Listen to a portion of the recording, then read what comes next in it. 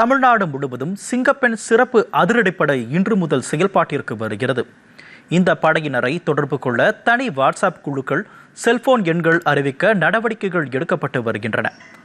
சென்னையில் முதலமைச்சர் விஜய் நேற்று மாலை தொடங்கி வைத்த சிங்கப்பெண் சிறப்பு அதிரடிப்படை தமிழகம் முழுவதும் 270 பிரிவுகள் தொடங்கப்படும். முதல் கட்டமாக 70 சிங்கப்பெண் படைகள் தமிழகம் முழுவதும் இன்று முதல் இயங்க உள்ளன. ஒவ்வொரு மாவட்டத்துக்கும் ஒரு சிங்கப்பெண் படை வலம் வரும்.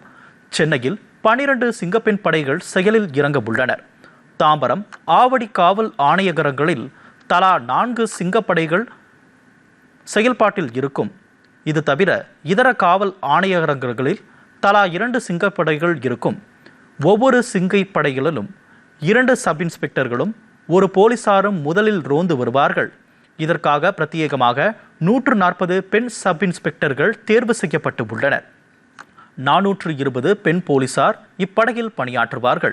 இவர்கள் சுழற்சி முறையில் 24 மணி நேரமும் பணியாற்றுவார்கள். சிங்கப்பெண் படையில் முழுக்க பெண் போலீசார் தான் பணியில் இருப்பார்கள். பெண் போலீசாருக்கு கார் டிரைவர் உள்ளிட்ட சில துணை பணிகளில் ஆண் போலீசார் உதவி செய்வார்கள்.